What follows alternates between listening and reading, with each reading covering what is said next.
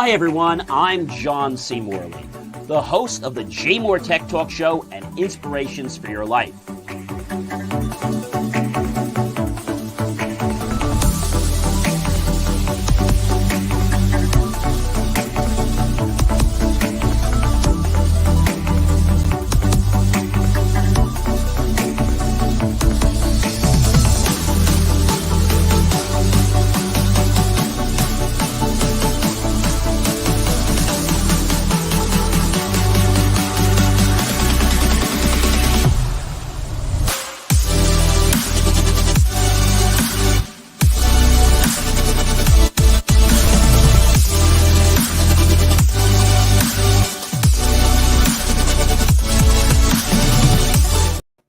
Hey guys, it is John C. Morley here, serial entrepreneur. Welcome to the JMOR Tech Talk Show. Today is January 13th. Before we get into that, January 13th, many people have, I guess you'd call it superstitions on this day.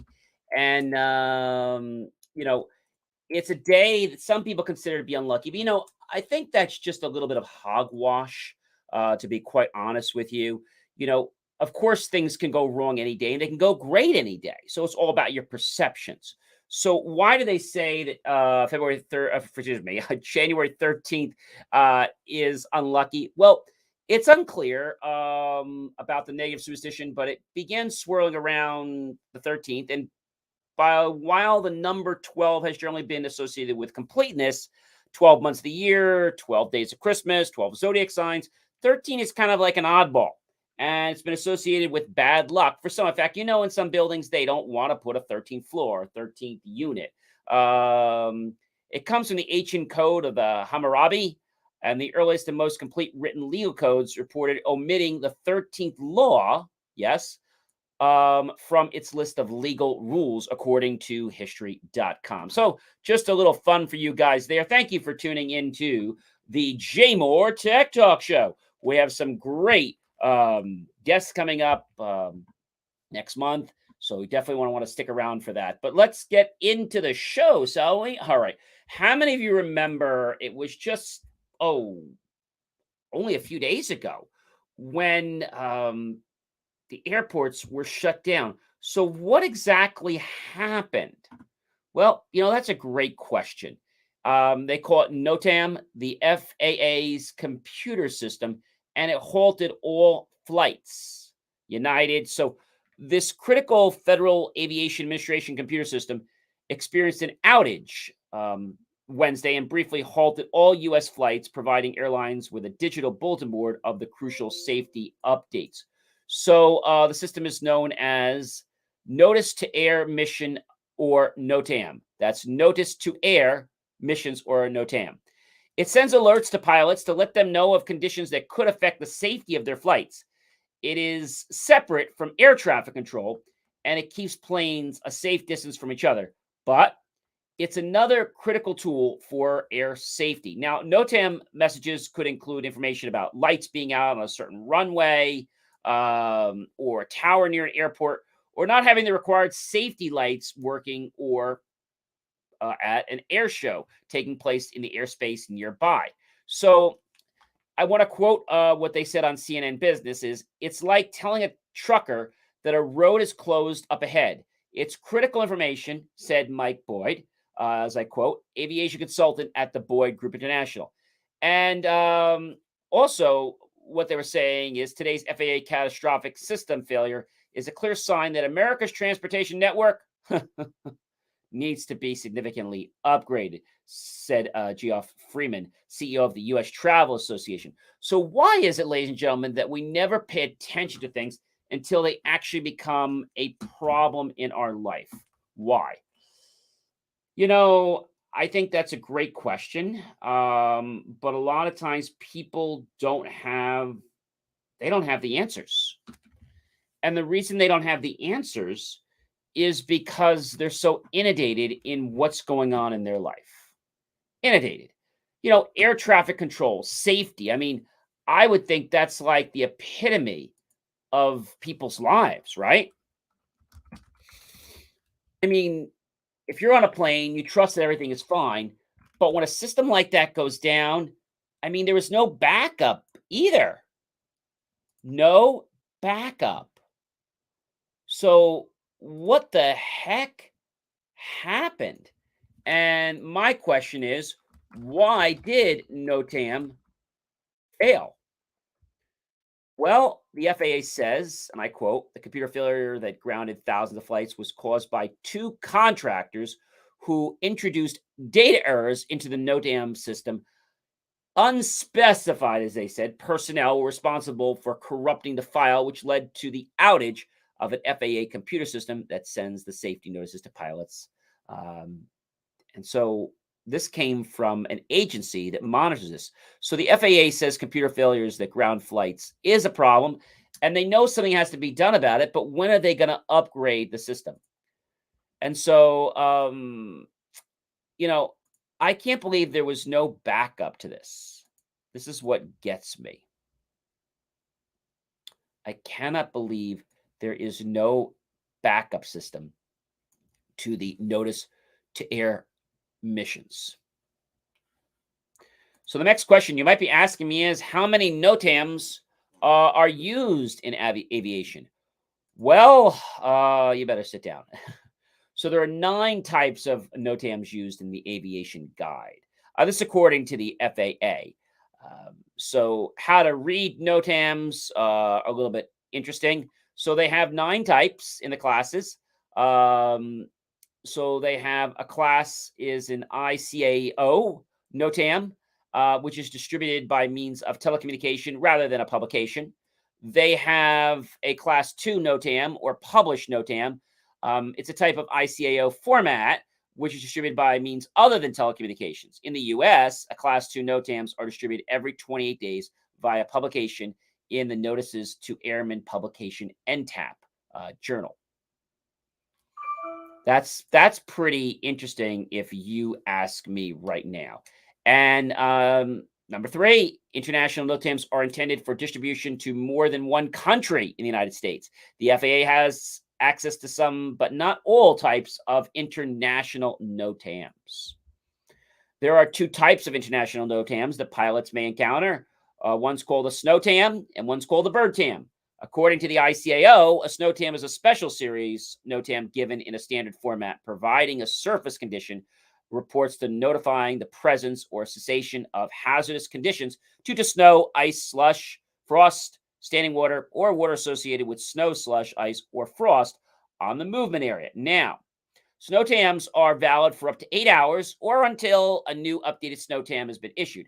A new SNOTAM may be issued prior to the standard 8-hour interval if there's a significant change in the runway service conditions and a new runway condition report or RCR is then received. So definitely interesting to what's going on, and I would have to tell you that NOTAMs are really, I should say, pretty interesting because they're important for pilots. There's a domestic NOTAM. It's issued in the United States and distributed primarily in the United States and sometimes Canada as well. And they're released using FAA rather than the ICAO format. There's a 5th kind of NOTAM, civil, not AMs. And a NOTAM that is not part of the military NOTAM system is considered a civil NOTAM. You have a military NOTAM, which is issued for military airspace, military airports, or through the military NOTAM system, considered to be military NOTAM. A 7th type of NOTAM is a flight data center, or FDC NOTAM. A regulatory type of NOTAM, regulatory NOTAMs like temporary flight restrictions, TFRs, change to an airway or modification to instrument approaches when they have procedure failures, or all flight center NOTAMs. We have an 8th type of NOTAM, a center area NOTAM. In some cases, the content of an FDC NOTAM impacts more than one airport. In this case, the NOTAM will be categorized and located as center area NOTAMs under the Air Route Traffic Control Center, or the ARTCC. So there's a 9th NOTAM, including the U and the O NOTAM. And the final category of NOTAMs are NOTAMs Ds, and the D stands for distant and indicates the type of NOTAM that is being distributed both locally and to the area beyond the jurisdiction of the local FSS or the ATC. So what does all this mean? Well, the FAA communicates to pilots through the use of the Notice to Airmen, and it can be issued for many reasons. And they provide important information on an abnormal state of some part of the national airspace system. Since NOTAMs are written using a unique language and specialized contractions, if you'll be manually reading a NOTAM, it's important to review the FAA NOTAM. A lot of these companies, they all like to have these very proprietary languages, right? And NOTAM contradictions are also listed in the appendix to supplement the useful information to the pilot's handbook of aeronautical knowledge. So it sounds like NOTAMs are great, but it sounds like they are very bloody confusing. I don't think I'd want to read a NOTAM. So Apple, what the heck's going on with Apple, guys? Apple may be embracing touchscreen laptops. Touchscreen laptops. What the heck is that about? Well, I'll have to tell you that touchscreen laptops are going to be interesting.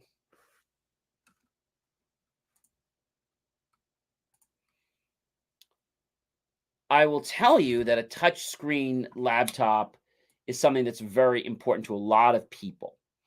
And over the years, Apple has added touchscreens to just about every computing device they have, from phones, tablets, smartwatches, but they have kept them from being the feature to its Mac product line, as the list of that very long continuing scroll of rivals did so with their laptops and, of course, their desktops. Now, in 2010, Apple's founder, Steve Jobs, described the concept of a computer with a touchscreen, that emerging trends among companies' competitors. So it looks like they're going to be embracing this too. It was just a matter of time, ladies and gentlemen. That's all it came down to. It was a matter of time. I will tell you that understanding a trend in a technology is vital. I mean, it's vital. It's not just important, it's critical for people's existence.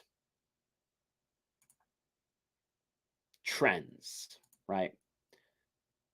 Having a touchscreen, not having a touchscreen, is that a luxury or is it a necessity?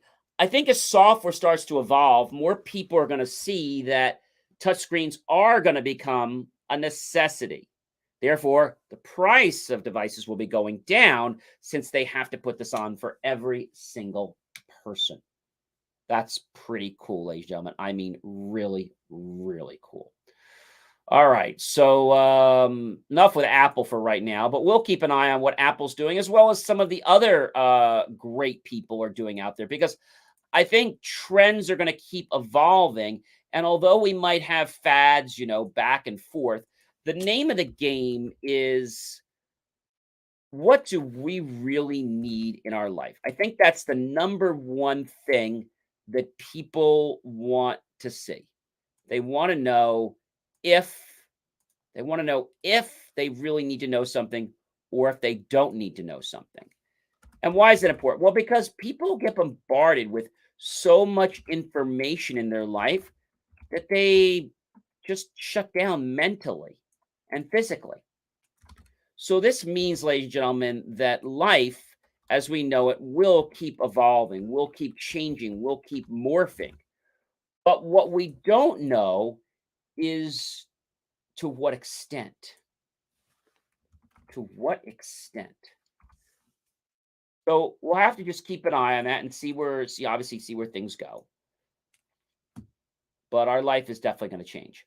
LinkedIn's having a moment thanks to a wave of layoffs. Wow.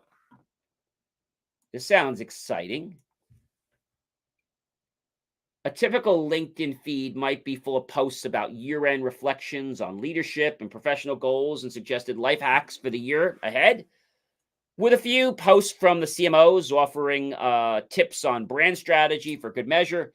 And those posts are still there, but of course, tied in are many other things like job hunt offers, support for laid-off friends and colleagues, and advice for coping with career hurdles. Now, some LinkedIn users are affected by recent layoffs, have even formed support groups on the site aimed at providing assistance to help signing exit paperwork, and aiding with connections for new jobs, even helping to start new companies together for a general purpose. Now, one particular LinkedIn group of employees affected by November's layoffs at the Facebook parent, Meta, now has more than 200 members.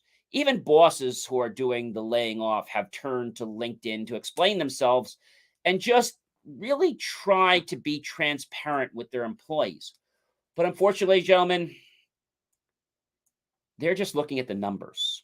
In the first year of the pandemic, it was marked by a widespread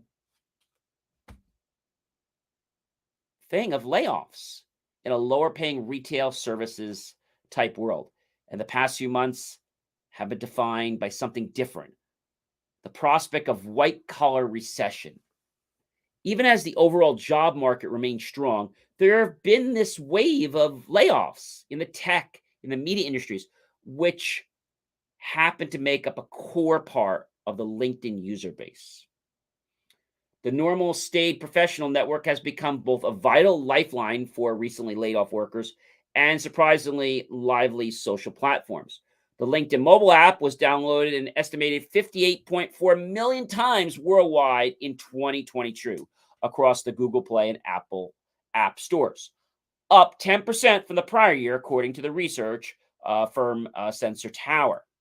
So the number of posts on LinkedIn mentioning open to work were up 22% during November compared to the same period in the prior year, according to the data provided by the company. So what does all this mean? I think it means that we as individuals, we as companies, we need to diversify. We need to be in a world where life is going to not catch us off guard. And so that means when something doesn't go the way you want, you need to be open to the change because something great might happen from that change. And wouldn't that be fantastic? If you could just know that your next opportunity is literally right around the corner. I think that would make a lot of people feel happy. But unfortunately, gentlemen, people just get scared and they don't know what to do.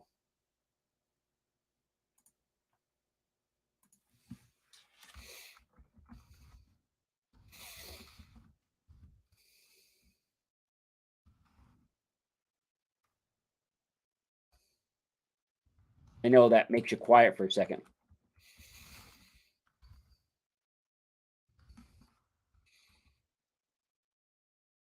I'd have to say a lot of people don't know what's going on in the world.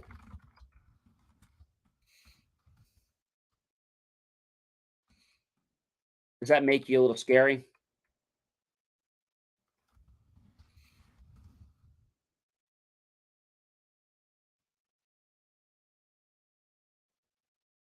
Does that make you a little scary? I'd have to say that maybe it does, maybe it doesn't. I think a lot of people are looking for answers in our world.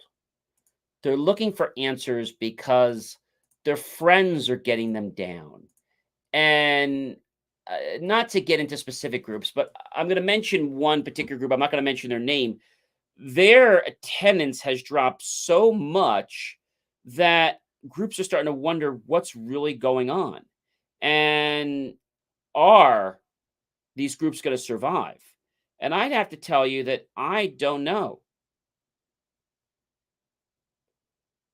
I don't know because I think our world is not embracing online networking as much anymore.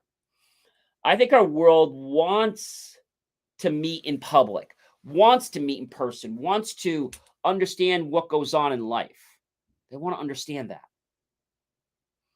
And they don't want to have excuses. I think a lot of people in life, they make excuses. They make excuses. Why? Because they're afraid not about failing, they're afraid about how successful they may become. Hmm. That's pretty interesting.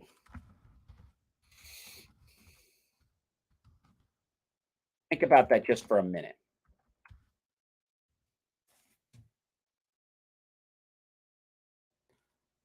I'll have to tell you that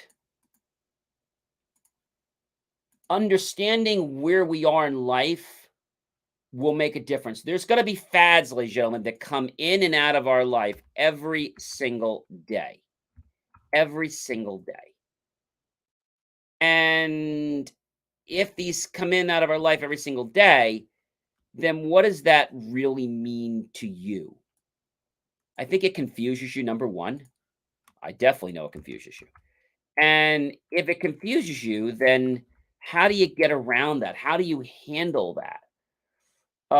Guys, I would have to tell you that it's going to come down to doing some smart reasoning. Okay.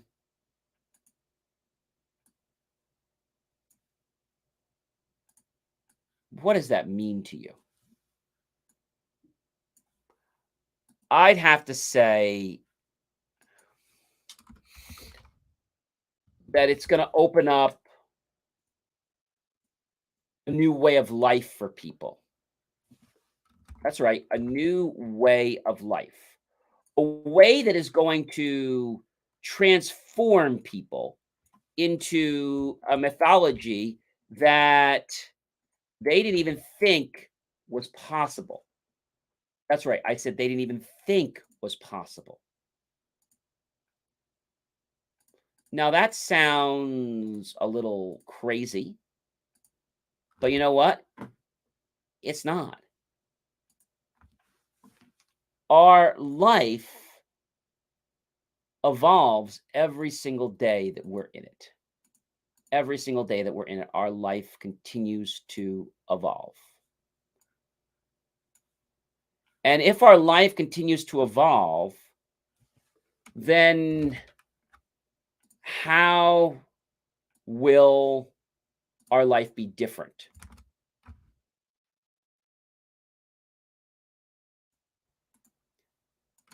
I would say it's going to change because people are going to change.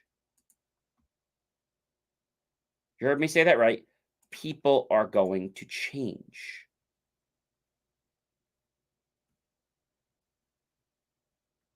People are going to change. And as people change, they're going to become more creative. They're going to become more resourceful in their lives. More resourceful in their lives. That could be a really good thing, ladies and gentlemen. I mean, a really good thing. Everyone I talk to says, hey, this isn't working. That's not working. So then I say to them, okay, if it's not working, then what are you doing in your life to make things better? Are you doing anything, or are you just sitting around complaining? Because if you're sitting around complaining, then you really don't have a right to do that. If you can't speak up, or you can't voice your opinion, or you can't do something about your life, then why would you complain about it? Complaining is going to do nothing.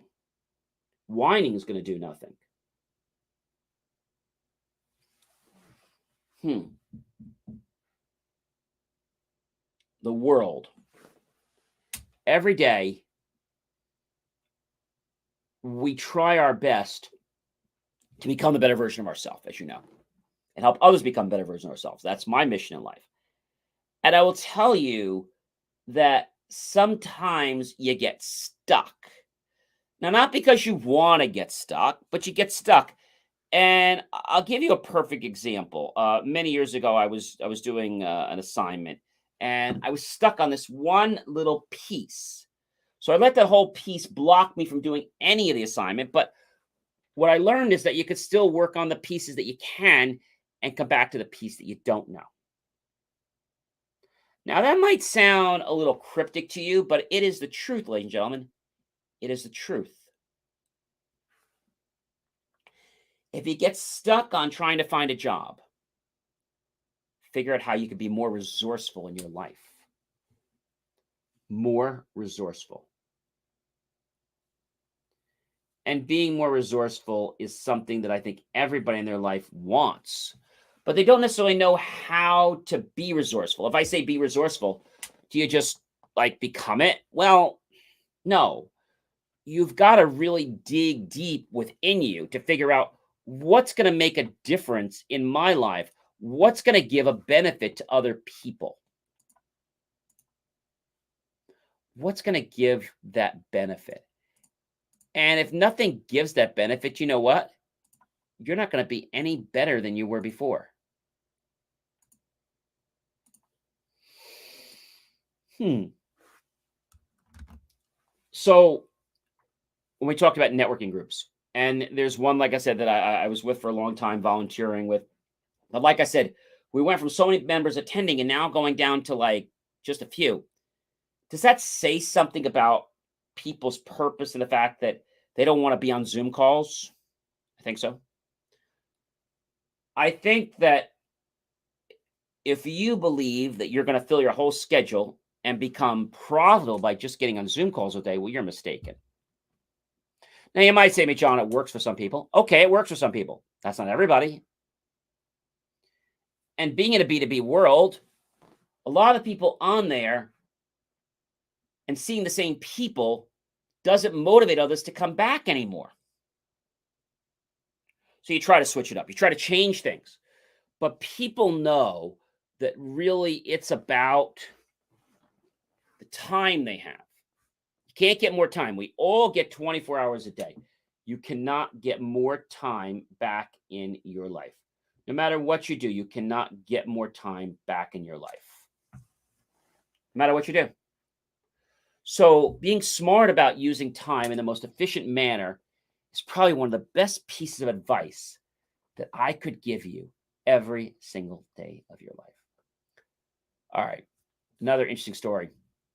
You remember the days when we would go park the car and put money in the meter, look for money? Maybe didn't even take credit cards back then. We'd spend some time looking for the money.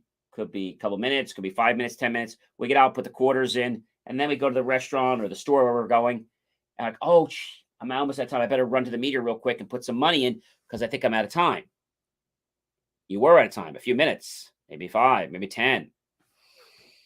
So imagine now parking your car, ladies and gentlemen, and if you don't park it and start paying for it within 5 minutes of occupying that space, or if you don't come back within that 5 minute window, you, my friend, will get a picture of your car and a nice friendly violation in the mail that'll be sent within 24 hours.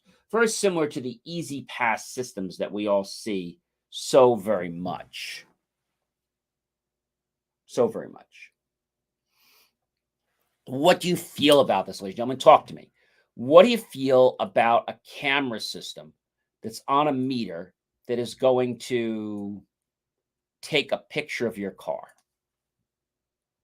If I said imagine meters with cameras, well, you're too late because they're already here. Back in Palisades, New Jersey, you will get a ticket in the mail. And this is going to be all over the place. The reason, because it's a revenue source. The revenue from these cameras has, they've said, been a windfall for the New Jersey town of Palisades Park, where drivers can no longer gamble that they will get back to their car before the meter runs out. This new type of structure in a meter look great in these towns, and they'll soon be getting installed over many other parts of New Jersey as well as other states. About 500 of the digital parking meters have been there for several years. But last summer, a pilot program began in which 20 were fully automated. So we had the technology. We just started to exercise it now. When time runs out, the camera just snaps a pretty picture of your license plate and the potential ticket is sent, yes, to police who determine if there's been a violation. So let me back up with you. So the ticket is sent to the police because maybe the camera made a mistake and they want to make sure that before it gets sent to you in the mail, probably gets sent digitally, that you're going to be able to, yes, you're going to be able to how can I say, you're going to be able to ascertain by that ticket being sent to the law enforcement and figure out, is this a violation or is this just a mistake? So if you get a ticket in the mail, well, the good news is you don't have to pay it online. You can pay it by traditional snail mail. Business owner Rodolfo Elba, and I quote, has gotten a few. Every time I have to pay 35 cents every 30 minutes, I have to come back and put coins there, he said. Right now, police of the town do still issue tickets the old fashioned way, riding up and down the streets on their motor cruisers or in their cars or walking the strip and just placing that violation card on your windshield. But of course, they're hoping to get the green light from the state to allow all meters to become fully automated. So, what they said, according to Michael Giantonio, it gives everybody a fair chance to get a parking spot, who co owns a pharmacy in town. He says in this densely populated area with not a lot of parking, the meters will work. He also says if there's not turnover, then what's going to happen is one guy is going to park his car there all day, get on the bus, go to the city, come back, and get his car. And meanwhile, everybody's driving home or around the block.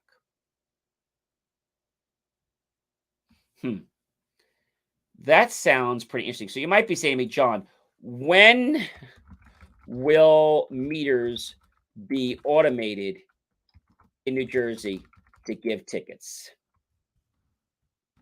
Well, they're waiting. They're waiting. If a meter's broken or jammed, don't park there. You're going to receive a summons. If the payment kiosk is not working, you can make a payment at another kiosk or download the app.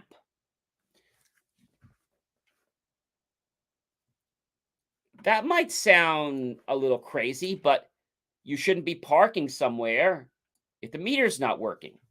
If they have a bag or a boot over them saying complimentary parking for the holidays, fine. All kiosks are usually marked with the cost and the hours. Some places can be as much as $2 per hour, and payments can be made through the kiosks or, of course, on the mobile app. Some places have the ability so that you can obtain parking permits, non-transferable permits, and weekly permits.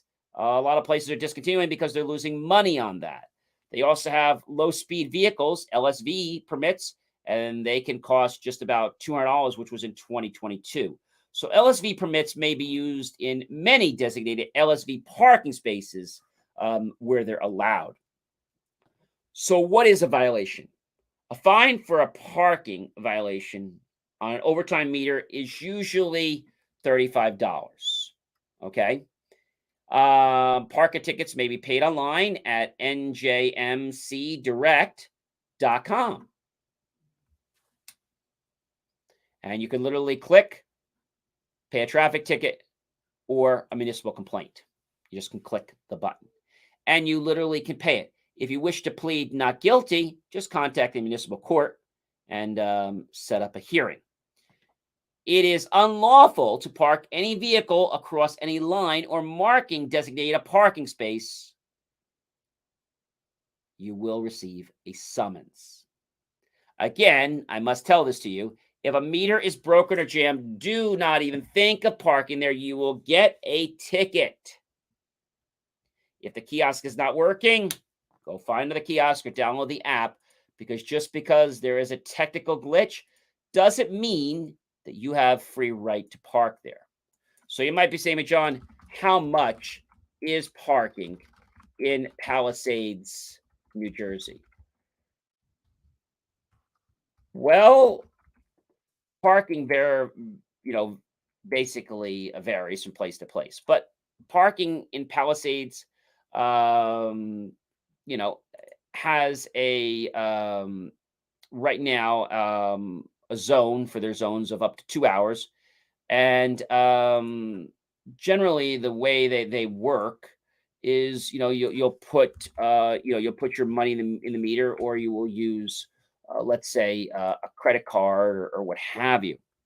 So up to 2 hours, they're saying, is basically about 25, 30 cents. That's not quite a bit. And it also says that they're now allowing no more than 3-hour parking between 10 a.m. and 9 p.m. So the thing about Palisades is there is a lot of free parking, but I think that's going to change because they want a revenue boost.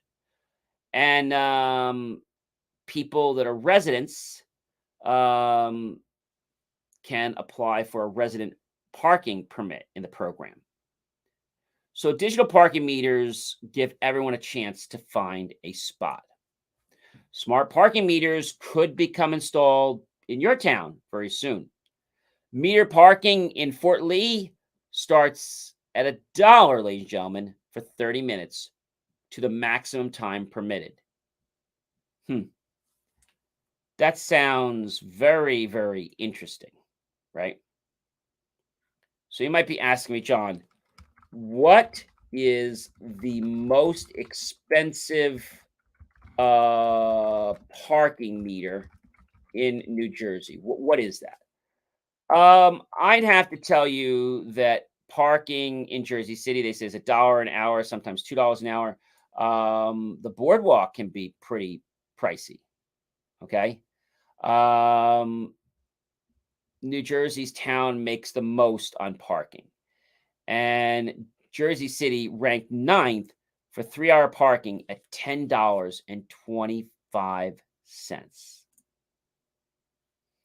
Now, if you're wondering where you can get the most expensive parking ticket, well, I'm happy to share that with you.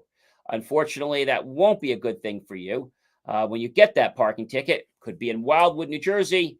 Be prepared to pay up. The town's parking tickets there are going to be a lot more expensive in the state with a standard fine of $50. That's not all, though. If you don't pay your ticket within 10 days, the fine doubles, ladies and gentlemen, to $100. And if you still don't pay after 20 days, well, you'll be referred to a collection agency, which will add additional fees to your bill. In other words, it's best to just pay the ticket as soon as possible. Or better yet, ladies and gentlemen, don't park and not pay. Now, parking meters are operational in most areas from 8 a.m. to 10 p.m., but it's best to always check the sign of where the parking meters are, or there'll be a placard either by the sign or by the pay kiosk. So that's 8 a.m. to 10 p.m. on weekdays, including Sunday. Purple Heart recipients in many places and disabled veterans are exempt from paying parking meters if they park for less than 24 hours. So a lot of cities have free street and parking lots further down the street. In addition, free lots fill up, as we know, very, very quickly. So typically, parking in Wildwood is $1 to $2 per hour. Parking in Wildwood Crest is $2 per hour. So that price tag is definitely a money maker for a lot of these places because let's face it, these are tourist areas and they want people to park and they want to make money.